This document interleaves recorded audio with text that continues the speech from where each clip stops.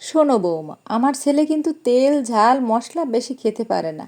সেই বুঝে আজ থেকে রান্নার দায়িত্ব তোমার। সকাল 8টায় ছেলে বেরোয়। আমি এতদিন ওর টিফিন ঠিক সময় করে ওকে খাইয়ে অফিসে পাঠিয়েছি।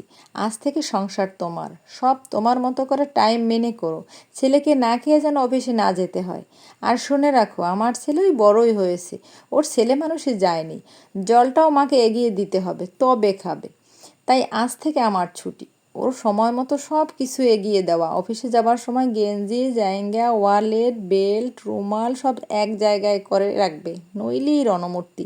মনে থাকে যেন। বিয়ের 8 দিনের মাথায় অলিভিয়াকে টানা কথাগুলো বলে হাঁ হাঁ করে হাসতে হাসতে ঘর থেকে বেরিয়ে গেলেন নতুন শাশুড়ি মা, যিনি অলিভিয়াকে দেখতে গিয়ে বলেছিলেন ওনার মেয়ে নেই, তাই উনি খুব খুশি। আজ থেকে ছেলের পাশাপাশি উনি এক মেয়েরও জননী। আজ থেকে উনি অলিভিয়ার দ্বিতীয় মা। সকাল 9টায় ঘুম থেকে ওঠা আদুরে মেয়েটাও ভেবেছিল সত্যিই সে আরেকটা মা পাবে। সেও খাবারের ব্যাপারে ভীষণ খুঁতখুঁতে। মা ফোড়ন ছাড়া রান্না করতো ওর জন্য। সেও কলেজ যাওয়ার সময় তার মা মুখের গোড়ায় ওর মা খাবার এনে দিত, টিফিন করে দিত ঠিক সময়।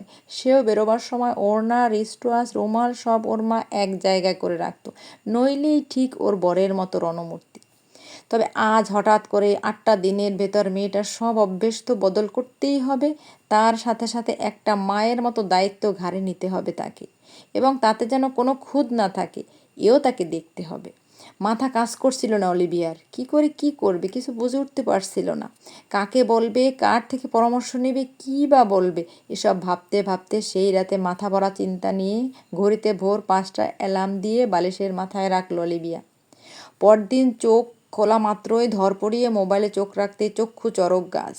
সকাল 9টা, বিছানা থেকে এক লাফে নামতেই সামনে দাঁড়িয়ে তার স্বামী অনিরুদ্ধ। তুমি অফিসে যাওনি? নিশ্চয়ই বেরোতে পারোনি আমার জন্য। বিশ্বাস করো, আমি অ্যালার্ম দিয়েছিলাম, কিন্তু কি হলো আমি শুনতেই পাইনি। কি মরণ ঘুম ধরলো আমার। ইস, থাক, মার ঘরে চলো, একবার কথা আছে।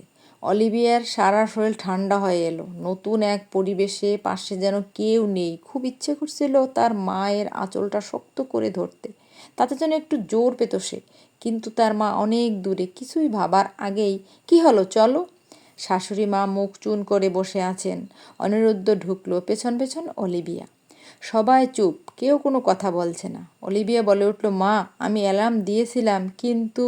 অলিভিয়ার কথা থামিয়ে অনিরুদ্ধ বলে উঠল, অ্যালার্ম আমি অফ করে দিয়েছিলাম। হ্যাঁ, আমি। গতকাল তোমাদের কথোপকথন আমার খানিকটা কানে গেছিল। মা, অলিভিয়া আমার থেকে 4 বছরের ছোট। আমি তোমার কাছে সে ছোট্ট আছি, কিন্তু অলিভিয়া কি করে তাহলে বড় হয়ে গেল বলতে পারো? আমার ছেলে মানুষই গেল না, কিন্তু অলিভিয়া কি করে হঠাৎই ম্যাচিউর হয়ে উঠবে বলতে পারো? ওকে আমার জন্য কিছু করতে হবে না। এসব করানোর জন্য ওকে আমি বিয়ে করিনি। তার চেয়ে বরং আমরা দুজনেই একটু বড় হয়ে উঠি, নিজের জিনিসগুলো সামলে নিজেরাই নিজেদেরকে গুছাতে শিখি।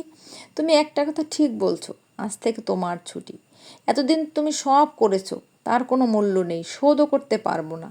তবে আজ থেকে আমি আমারটা নিজেই করার চেষ্টা করব। 2 দিন পাউরুটি পুড়বে, 3 দিনের দিন ঠিক পারবো। অলিভিয়া চাইলেও নিজে আমাকে জন্য যতটুকু পারে করে দিবে, আমিও তাই। ইচ্ছে হতেই পারে কোনো দিন ওকে জুস বানিয়ে খাওয়াবো, সেটা আমার ইচ্ছেতে। তবে কারো ওপর দায়িত্ব বোঝা চাপিয়ে দেওয়া কখনোই উচিত না।